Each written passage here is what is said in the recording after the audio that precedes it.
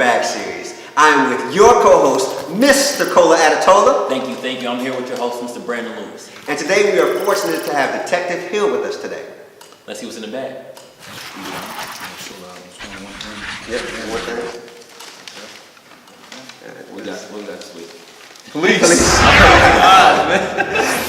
Alright, so the topic for this week is police. And we each have about 45 seconds to a minute to discuss our thoughts on police officers or police department. And I'll start it off.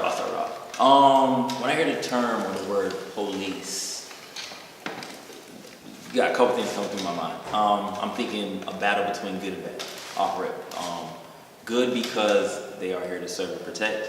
Bad because the image that is portrayed in our media by what's currently going on with, the law or officers of the police, whatever term. And that's just where it is with me. That's when I hear the word, it's where it is with me.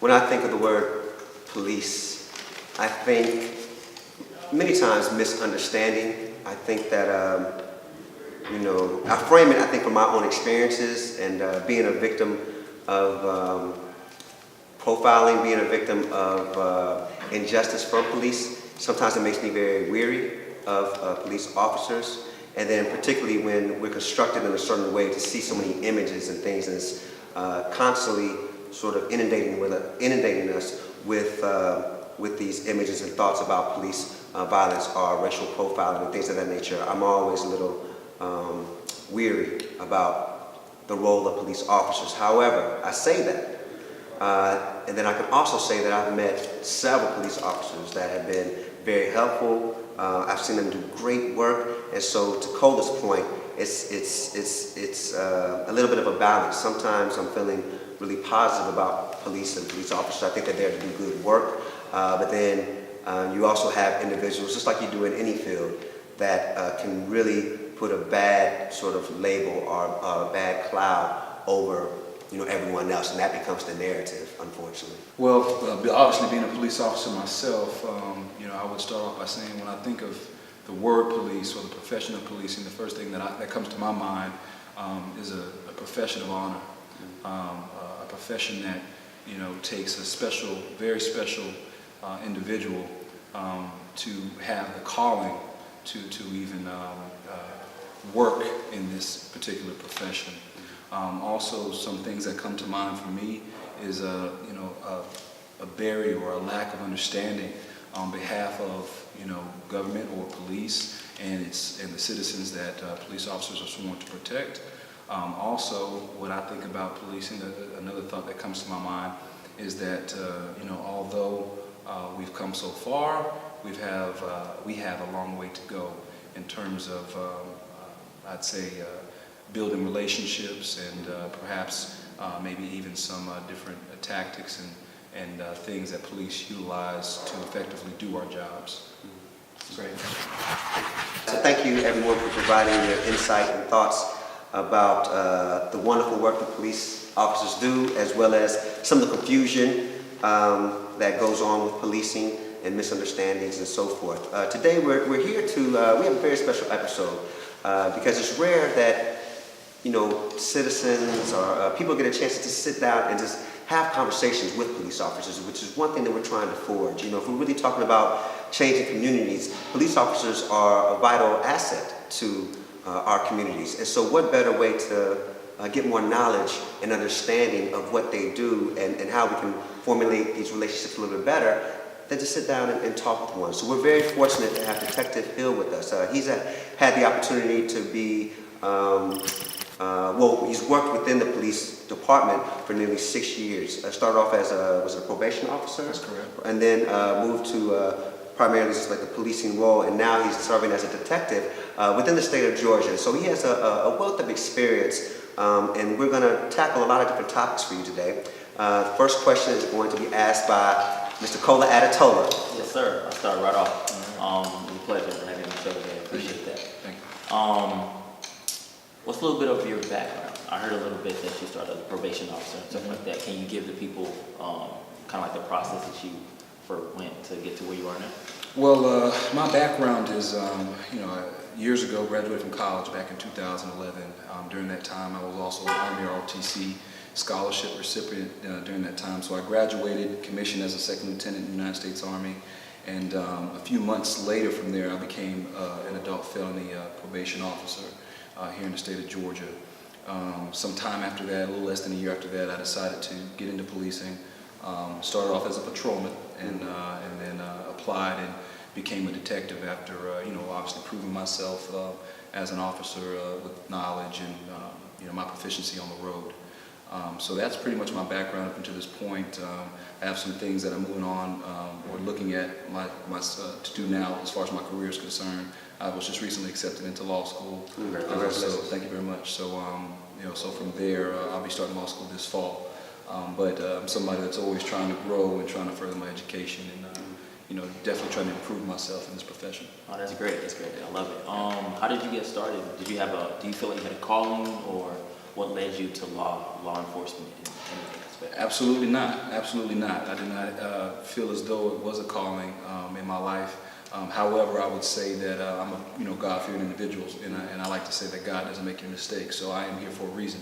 But with that being said, when you ask was it a calling, I definitely didn't think it was because growing up as a young man, specifically as a young black man, here in America, and the type of strong family that I have. When I say strong, I mean as far as educating me as a young man, a young child, and making sure that I understand and know my history. Growing up, my heroes weren't necessarily the fictional characters that we watched on TV and that we read in the comic books. My heroes were Malcolm X, Martin Luther King, Marcus Garvey. So with that being said, growing up as an individual that had a pretty nice working knowledge, or I guess you could say was well versed in the knowledge of African American history and just American history, I would say that I wasn't a fan of police growing up. Had never had any issues or any problems with police officers growing up. As a matter of fact, my father was in the military for a little over 30 years. So a lot of our friends, were military or people that were also worked within the profession of law enforcement. Did I think it was a calling on my life? No, I didn't grow up all my life thinking that I wanted to be a police officer. However, when I went to the undergraduate institution that I graduated from, I was a criminal justice major there. Shout out to Fort Valley State University. Fort Valley State University. So I was a criminal justice major there, and the reason why I went to the field of criminal justice was because of that working knowledge and history that I had growing up. I was very interested in the justice system here in America and wanted to learn more about it. And it just so happened that when I graduated, becoming a probation officer and then eventually becoming a police officer, it's just something that through my matriculation, it just happened, naturally, I would say.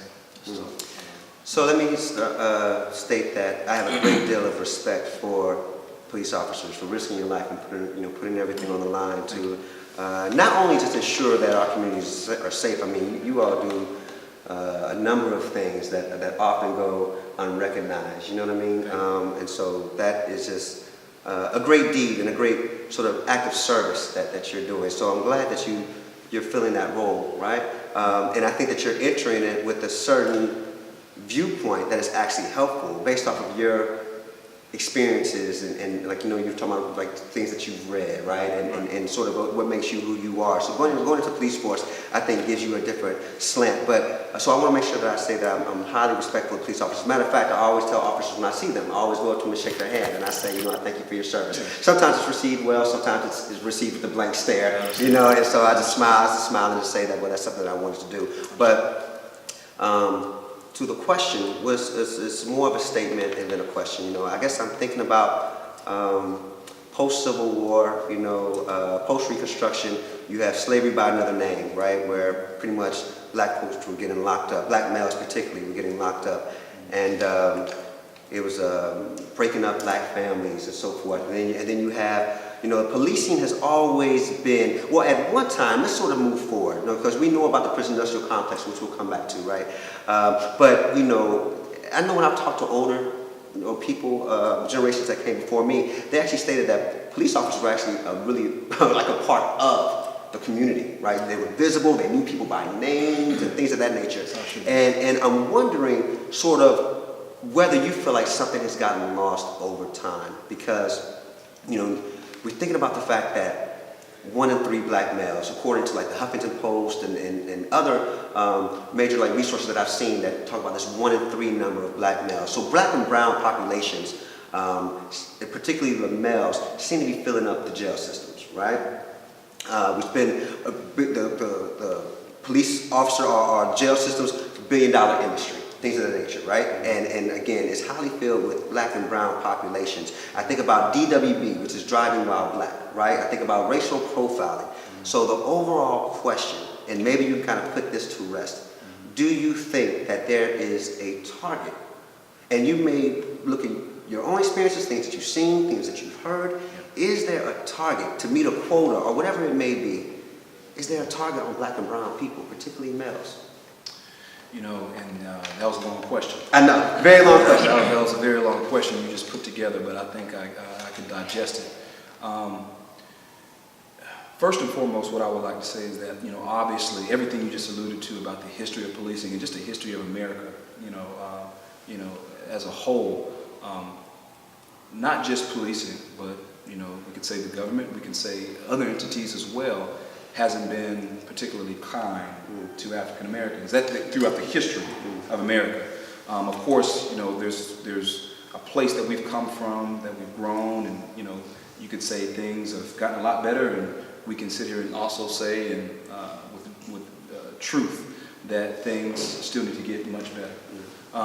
But what I would say is this: when you talk about there being a target, the way I would answer that question is I would say that in every profession you're going to have bad apples, for lack of a better term, okay?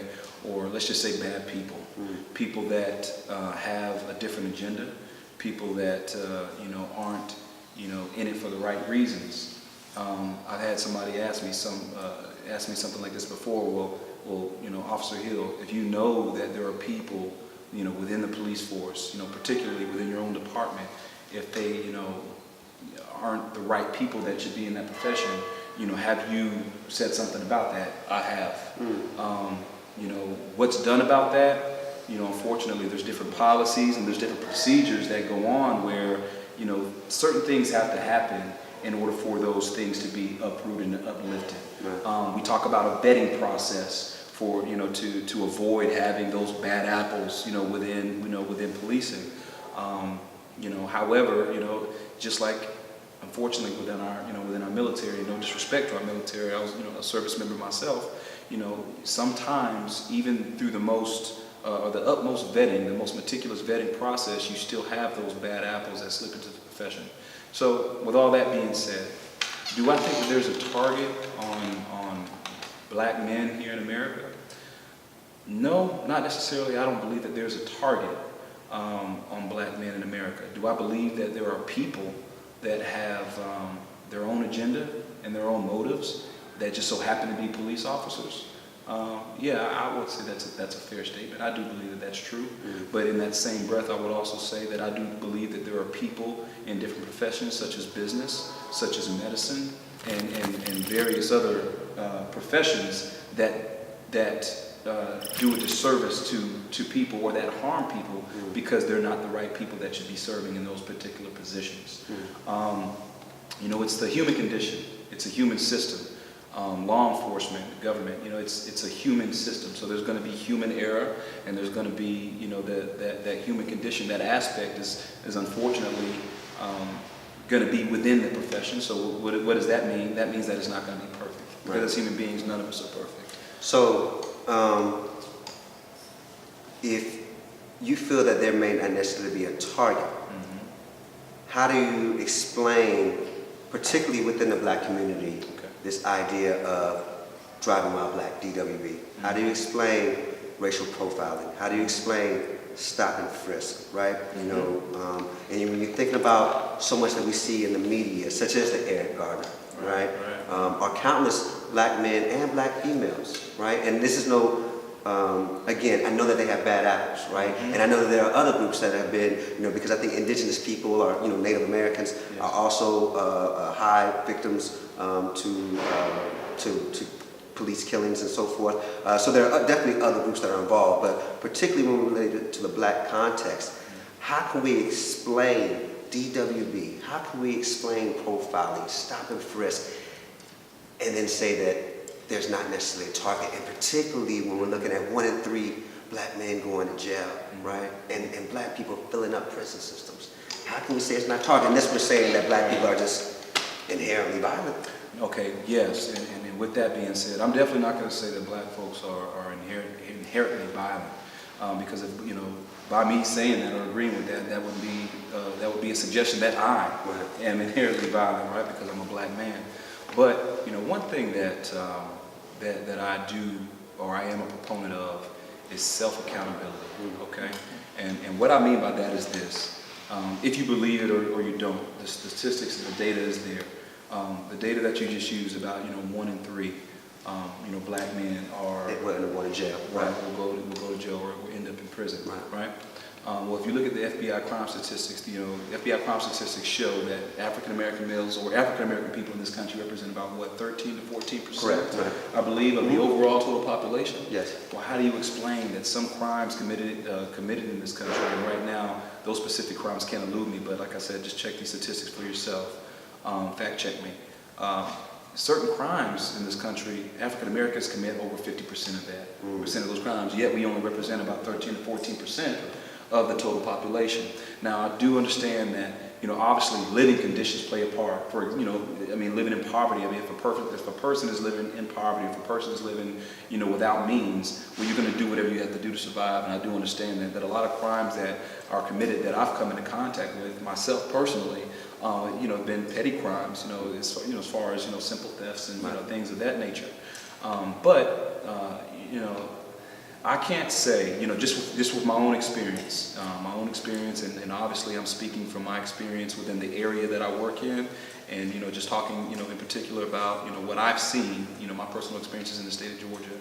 I can't say that there's an overall. Okay, understand what I'm saying? I cannot say that police departments have an overall target on black and brown people in America. I can't say that. But would I say, or if you were to ask me, do you believe that certain individuals perhaps, have certain issues that they need to either fix within themselves, or they need to be removed from the profession of law enforcement because they're not the type of individual that needs to be working for a law enforcement agency? I would say that is correct. I would agree with that. And that's, again, based just off of my own experiences. My main thing, or my main point that I want to make, with that particular question is that, self-accountability. I was always taught growing up that, Mike, you can't do for anybody else, you can't take care of anybody else unless you take care of yourself. And as soon as we as a community, I feel, start to hold each other accountable for our actions, for the things that we do, when we hold ourselves accountable for the things that we do in our actions, and also you have to be knowledgeable. You have to become knowledgeable. Read up on the laws of your state. Read up on the Constitution. Know your rights. And even as one of my favorite artists, Jadena, said in one of his tracks, or one of his songs, he said, I know my rights even when I'm in the wrong.